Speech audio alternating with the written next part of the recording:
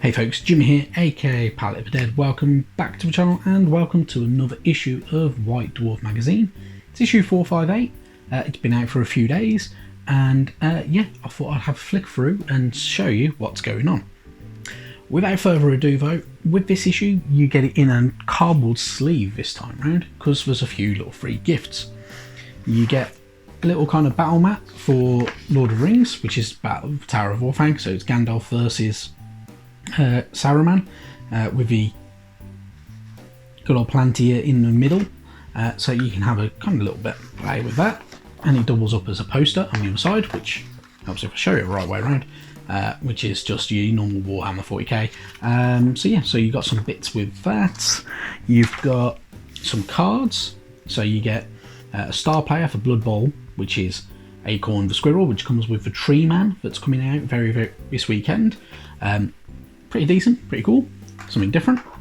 You get a card for good old Warhammer Combat on mobile, which is pretty cool.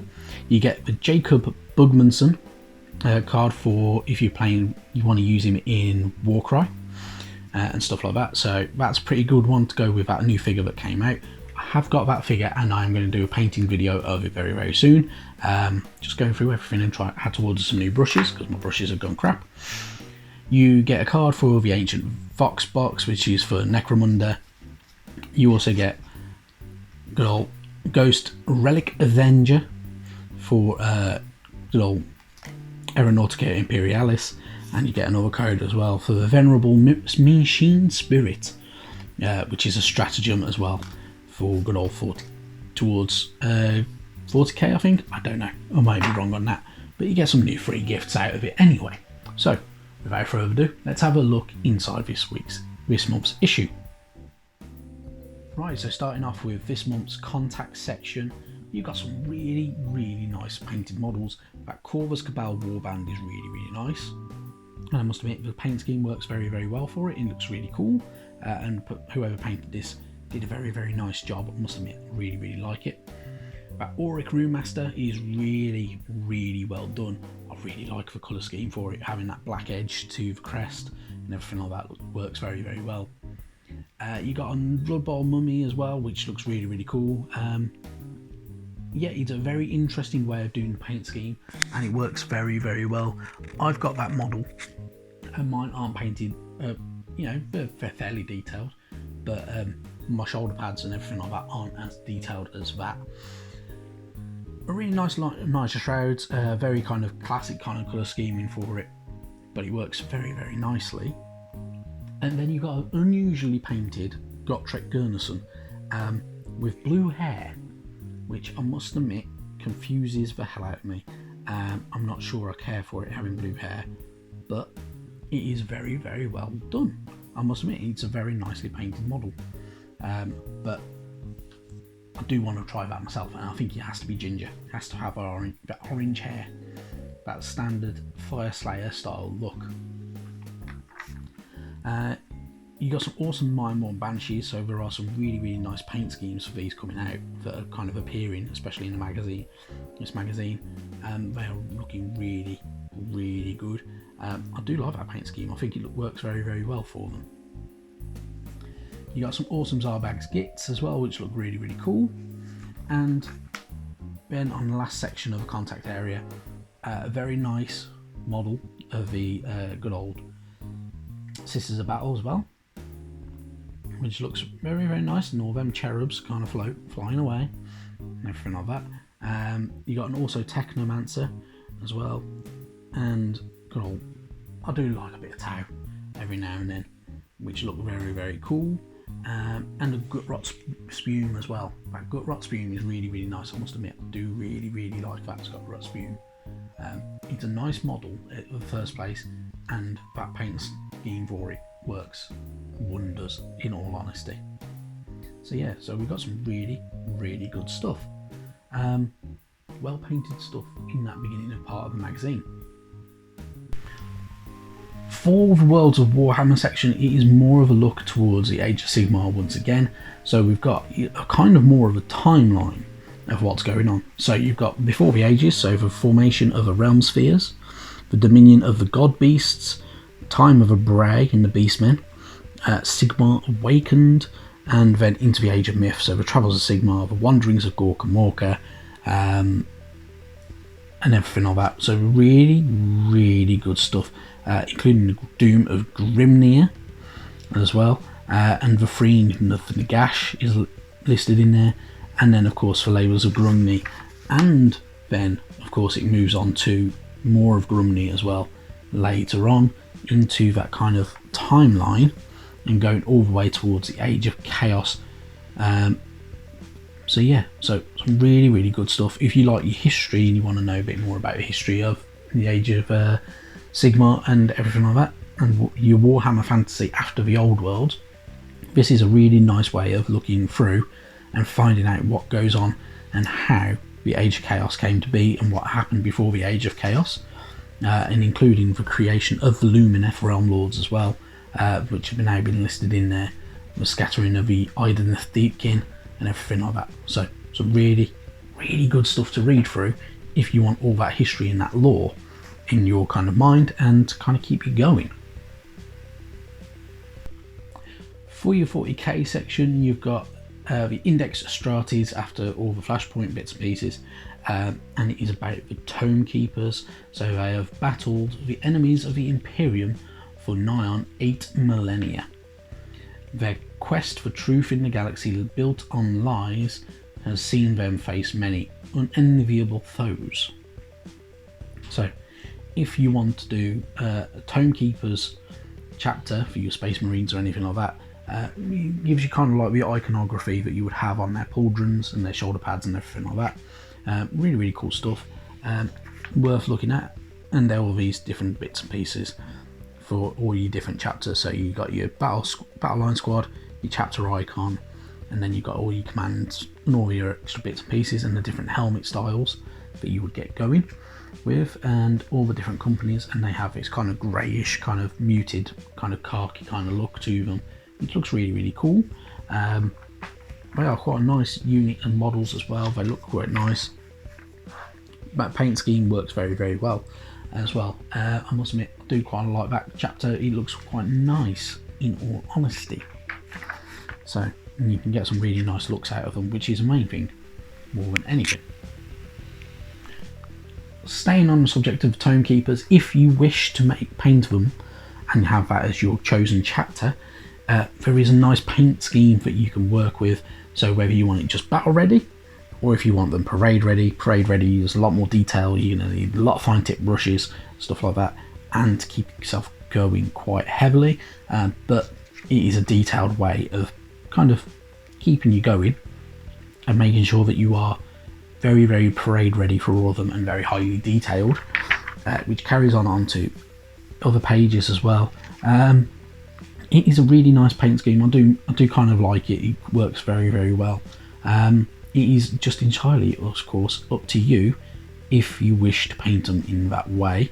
But they look very nice. I must admit, I do like them. I do think they look really good, and they have that nice bone kind of colour to their armour and everything like that, which is pretty cool. And you can make them look very nice. Even the tanks and everything like that, and that heavy artillery and the kind of the juggernauts and everything like that, work very well. No matter what the unit is, you can make them look pretty damn cool in that paint scheme. So very nicely done. Back into the Age of Sigmar though, we have an awesome bit which gives us a story involving Jacob Bugmason. So we got a nice little tale behind him, which is really cool. So he's a really cool model to have, and he looks very nice. And this story goes on for a fair bit, and it's all to do with Warcry fiction as well.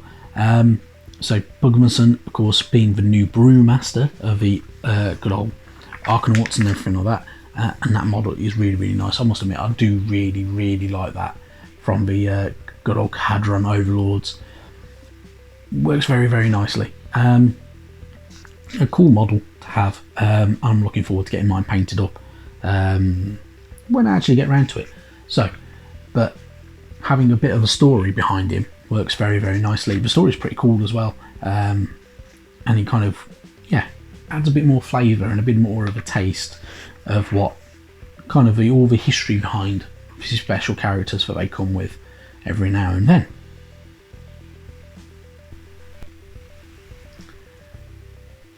Staying with the Age of Sigmar,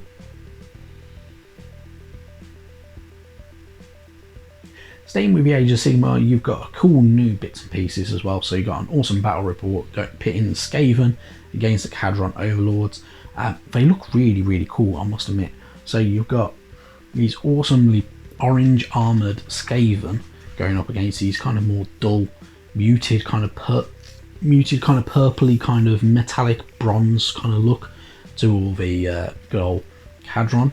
It works very, very well though. So you've got the Clan Scryer, which you've got from your leaders. You've got 4 Warlocks engineers. So you've got a Warlock Bombardier, you've got 2 engineers, and then you've got Arch Warlock Raticus Clow, who's a general, has a command trait of Overseer of Destruction, carries an artifact of Esoteric Warp Resonator, and also can cast the spell of Warp Lightning Shield as well. And a few of the others can cast Warp Lightning, which is always fun. And then you're going up against these Hadron Overlords as well, which look really, really cool. They're really, really nice. And you've got some awesome you've got a frigate, you've got an Archnaut frigate as well, you've got the Ironclad. Really, really good stuff. I do really like them Skaven though. They are really nicely painted from the looks of it, and they also have that Doom Wheel and a couple of the Warp Lightning cannons, which are always fun to see in any game. Moving over to Middle-earth strategy battle game and everything like that though, because we've got that cool kind of like poster that's double-sided into that battle mat, we've got information about the Wizard's Duel and how you can kind of go through just having that Wizard's Duel, a one-on-one matchup between Gandalf the Grey and Saruman the White, with the Palantir in the middle of it all as well, which is pretty cool. So yeah, really, really good stuff. I had to go through that and how it would all work, so, and how you can kind of get it all going to how you want to play it and everything like that. So you can use different magical powers, you have the wounds charts and everything like that as well. So yeah, really good stuff. It's always nice to see more stuff from Middle-earth in the magazines, because I think it's had a bit less of a push over the last few years, but they are kind of making a bit of a comeback with some new models. They announced over the weekend a new Ent, new version of Treebeard, and Merry and Pippin, which looks really, really nice, I must admit. They're also doing some made-to-order bits and pieces on the website at the moment as well, which is always really, really nice, including that Uruk-hai battering ram and stuff like that, which I must admit I had the original metal one of those when it came out, you know, good 15 odd years ago. So yeah, so it was some really good stuff.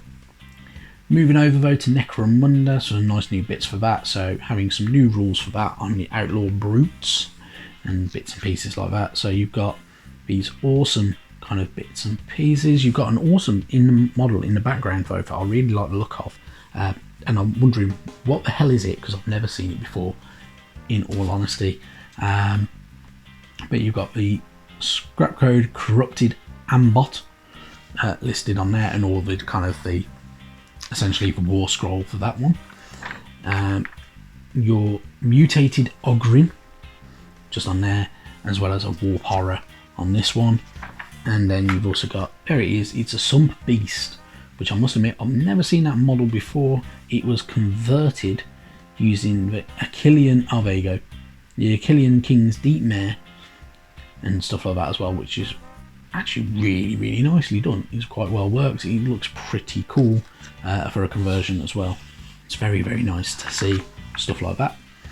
Then you got your Black Library bits and pieces, so you got more fiction to go through if you really care about having more fiction. I'm not as fussed by it personally, but it keeps going for quite a while with this one. And then towards the back end, you've got outside the studio, you've got some awesome Nighthaunt models, another photo of the battle from earlier from the Age of Sigmar, some cool new bits. So you've got Acorn as well, just down in that corner, which is a pretty cool model. I really, really like that. I do think it's quite fun. to have a tiny little squirrel to help out. And we've got some awesome models at the back there. So for the next issue, beware the spider fangs. So its issue is on sale on the 18th of December. So yeah, it's not far away at all. So some very, very cool stuff to come from White Dwarf. I'm kind of like, I'm having a nice like look through all of these, and they are really, really good.